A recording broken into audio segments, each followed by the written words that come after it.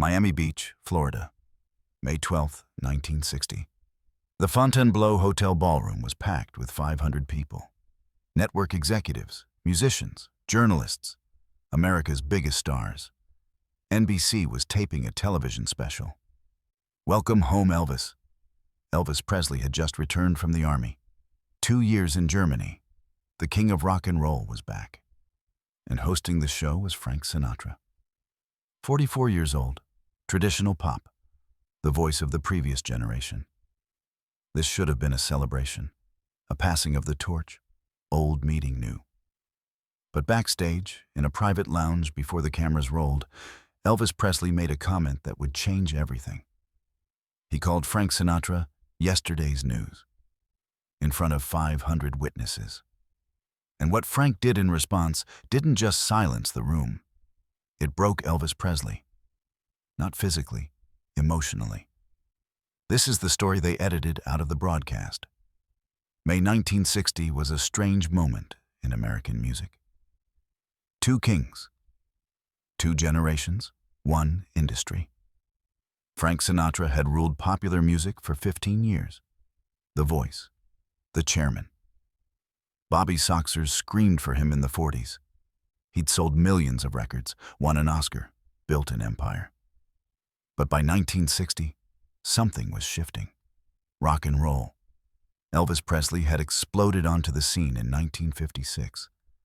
Heartbreak Hotel. Hound Dog. Don't Be Cruel. He moved differently, sang differently, made teenage girls scream in a way that terrified parents. And Frank Sinatra hated it. Not Elvis personally. The music.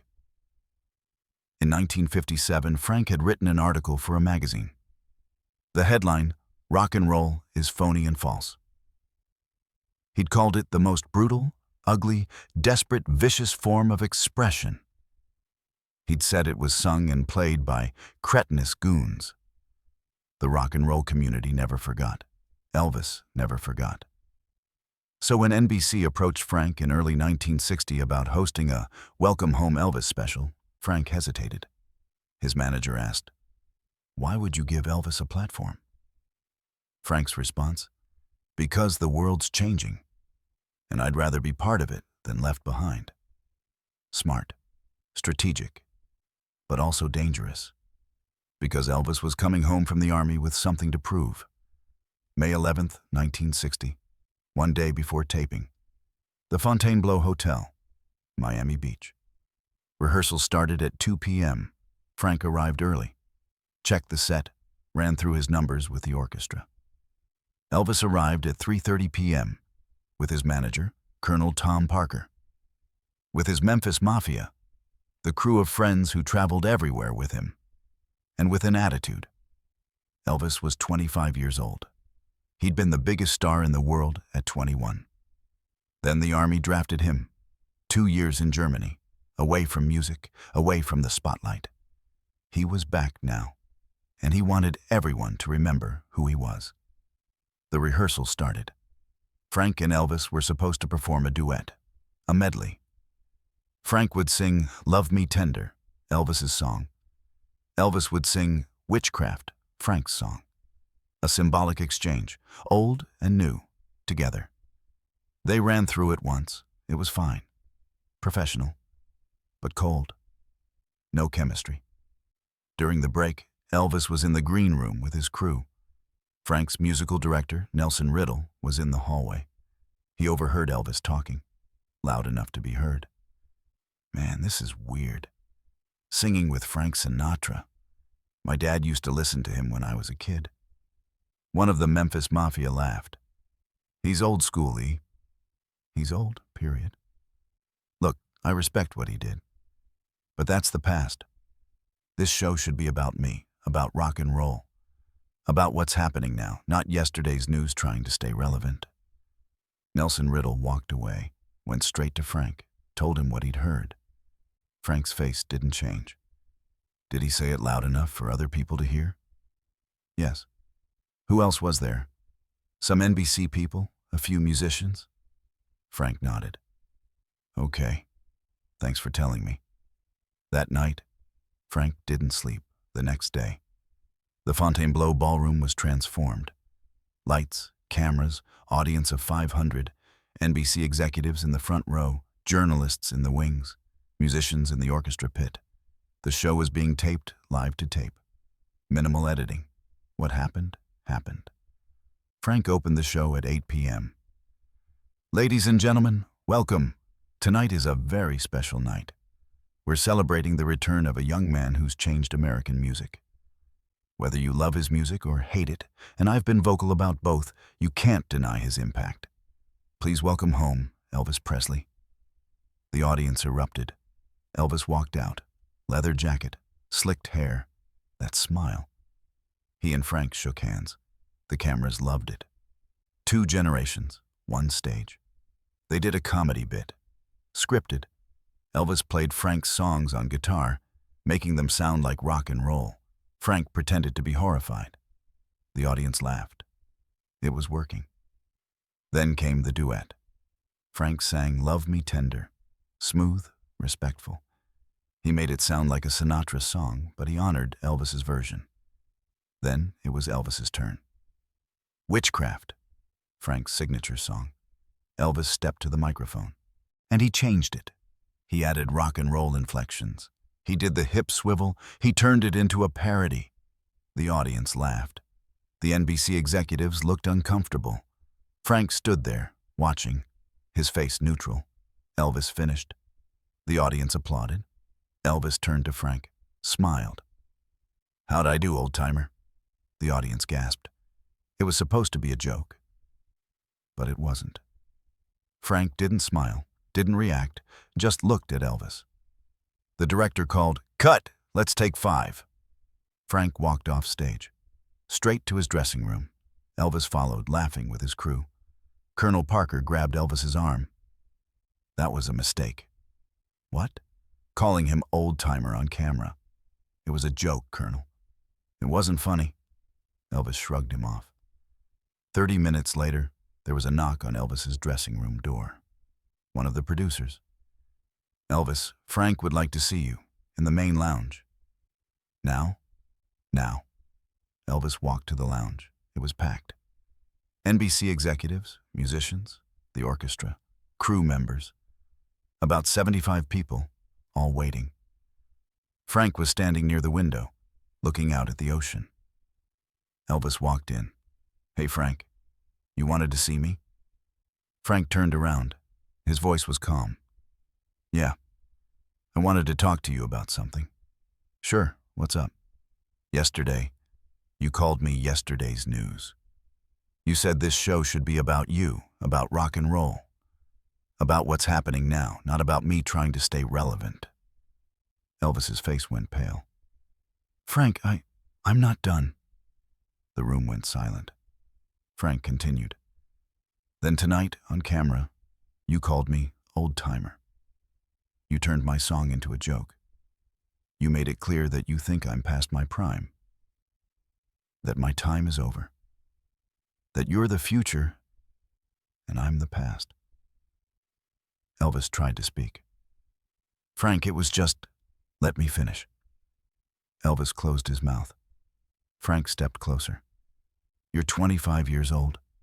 You've been a professional musician for 4 years. You've had incredible success. You've changed American music, I'll give you that. But do you know what you haven't done?" Silence. "You haven't lasted." Elvis blinked. "What?" 4 years, Elvis.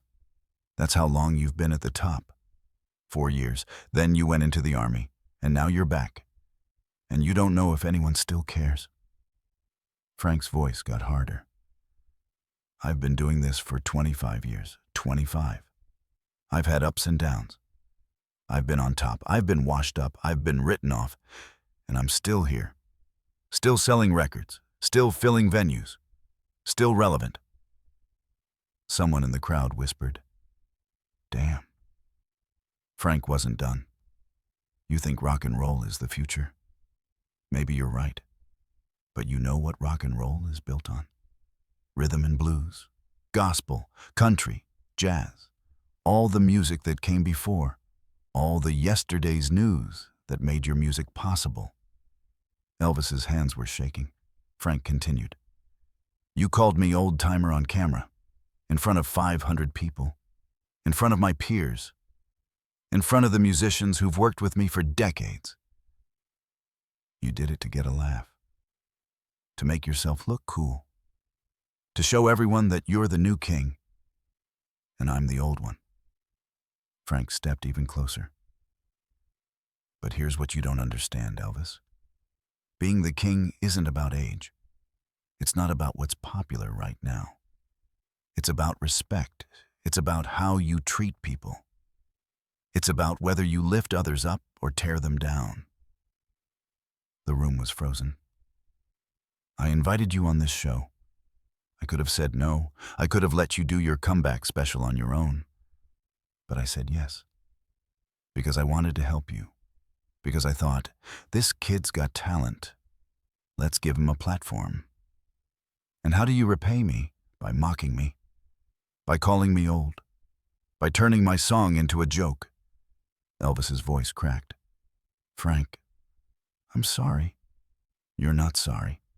Not yet. But you will be. Frank turned to the room. I want everyone here to hear this. Elvis Presley is a talented kid. He's got a great voice. He's got charisma. He's got potential. But he's got no respect, no class, no understanding of the people who made his career possible. He turned back to Elvis. You want to know why you'll never be what I am? It's not about talent. It's about longevity. And longevity requires humility, something you clearly don't have. Frank walked toward the door, stopped, turned back. The show tapes in 2 hours. We're going to finish it. We're going to do the duet again. And this time, you're going to sing Witchcraft the way it was written. With respect. Can you do that? Elvis nodded. His eyes were wet. Yes, sir. Good. Frank left. The room stayed silent. 2 hours later, they reshot the duet. Elvis sang Witchcraft, straight. No parody, no hip swivel, no joke. Just the song. Beautiful, respectful. When it ended, Frank shook his hand. That's how you do it. Elvis nodded. The show wrapped at midnight. Elvis left immediately. Didn't talk to anyone. Didn't go to the after party. Just got in his car and drove back to his hotel. Elvis stood there, alone, broken. 2 hours later, they reshot the duet. Elvis sang Witchcraft, straight. No parody, no hip swivel, no joke.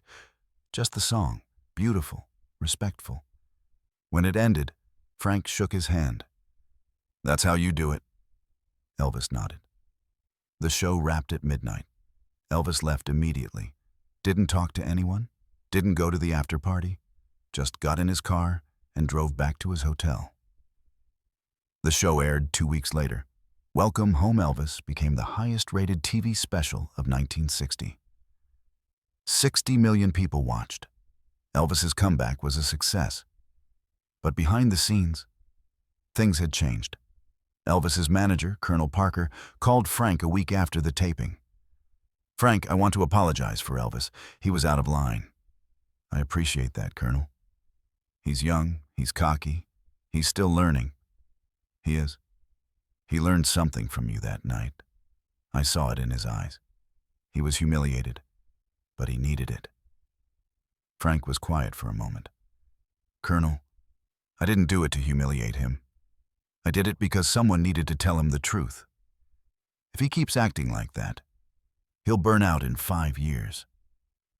And that would be a waste. You think he's got real talent? I know he does. But talent without character doesn't last. Something changed in Elvis after that night. Not immediately, but slowly. In his next interviews, he was more humble, more respectful of the artists who came before him. In 1961, he did an interview with TV Guide. The interviewer asked, "What was it like working with Frank Sinatra?" Elvis's response, "It was humbling. Frank's a legend. He's been doing this longer than I've been alive. And he taught me something I needed to learn. Respect. Respect for the music, respect for the craft, respect for the people who paved the way. Did you have any conflicts with him? Elvis paused. Yeah, we had a moment, and I deserved it. I was cocky. I thought I was the future, and he was the past. He showed me I was wrong, and I'm grateful for it. That interview was reprinted in dozens of magazines. People noticed. Elvis Presley, the rebel, the rule breaker, had learned humility. From Frank Sinatra. 5 years later, Frank was performing at the Sands Hotel in Las Vegas. Elvis was in the audience, unannounced. After the show, Elvis went backstage. Frank's assistant said, "He's not seeing anyone tonight." Frank's voice called from the dressing room. "It's okay, let him in." Elvis walked in. Frank was sitting on a couch, tie loosened, drink in hand. "Elvis?" "Frank, you sounded great tonight." "Thanks. What brings you to Vegas?" "I'm filming Harem Scarum at Paramount. Had a night off, wanted to see your show." Frank gestured to a chair. "Sit." Elvis sat. They were quiet for a moment. Then Elvis spoke. "I need to apologize." "For what?" "For 1960, for what I said, for how I acted. I was a punk, I was disrespectful, and you called me out on it, in front of everyone, and I've spent the last 5 years thinking about it." Frank sipped his drink. "You were young." "That's not an excuse." "No, it's not. But it's a reason." Elvis leaned forward. "You were right about everything, about respect, about longevity, about humility. I didn't understand it then. I do now." Frank smiled. Small, but genuine. "You've changed." "I've tried to. I've noticed. I read your interviews. You're more thoughtful, more gracious. You give credit to the people who came before you, because you taught me to." Frank set down his drink. "Elvis, you've got something most people don't. Real talent. The kind that lasts. But talent alone isn't enough. You need character. You need to treat people well. You need to remember where you came from. And it looks like you figured that out." Elvis's voice cracked. "I almost didn't. I almost burned out. I almost became one of those flash-in-the-pan guys who disappears. But that night in Miami, you scared me straight." "I didn't mean to scare you." "Yes, you did." Frank laughed. "Okay, maybe a little." Elvis stood up, extended his hand. "Thank you for not giving up on me, for teaching me something I desperately needed to learn." Frank shook his hand. "You're welcome." Then Frank pulled him into a hug. "You're going to be fine, kid. Just keep doing what you're doing." By the 1970s, Frank and Elvis had become friends. Not close friends, but mutual admirers. When Elvis performed his Las Vegas residency in 1969, Frank was in the audience opening night. When Frank recorded his album Watertown in 1970, Elvis sent him a congratulatory telegram. They didn't collaborate again, didn't do another TV special, but they respected each other. In 1977, months before Elvis died, he did an interview with Rolling Stone. The interviewer asked, "Who do you consider the greatest entertainer of all time?" Elvis didn't hesitate. "Frank Sinatra, no question." Why? Because he's lasted. He's been relevant for 35 years. He's adapted. He's grown. He's never compromised who he is. But he's never been afraid to evolve. That's what I'm trying to do. That's what he taught me. When Elvis Presley died on August 16, 1977, Frank Sinatra released a statement. It was short, but it said everything. Elvis Presley was a unique talent. He changed American music. He inspired millions. And he had the courage to learn from his mistakes. I'm honored to have known him. I'm devastated to have lost him. The world is quieter without his voice. At Elvis's funeral, someone asked Frank if he'd attend. Frank said no. "I don't like funerals. I prefer to remember people how they were when they were alive." But he sent flowers. The card read, "You were the king, and you earned it, Frank." Elvis Presley called Frank Sinatra yesterday's news in front of 500 people. He thought Frank was old, washed up, irrelevant. He was wrong. Frank's response didn't just break Elvis in that moment. It rebuilt him. Over 5 years, Elvis transformed from a cocky kid into a humble professional. He learned respect. He learned longevity. He learned that talent without character is worthless. And he learned it from the man he'd insulted. That's not revenge. That's mentorship. That's what happens when someone loves you enough to tell you the truth, even when it destroys you first. When Frank Sinatra died in 1998, Priscilla Presley, Elvis's widow, gave an interview. Did Elvis and Frank stay in touch? Not constantly. But they respected each other. Elvis told me once that Frank had saved his career. How? By humbling him, by showing him that arrogance would destroy him faster than any army draft or bad movie. Frank gave Elvis a mirror, and Elvis didn't like what he saw. But he changed, and that change made the rest of his career possible. Did Elvis ever regret what he said in Miami? Priscilla smiled. Every day. But he also said it was the best thing that ever happened to him, because it woke him up. Elvis Presley called Frank Sinatra yesterday's news. Frank Sinatra proved he was tomorrow's too. And in doing so, he saved Elvis from himself. That's not a rivalry. That's legacy.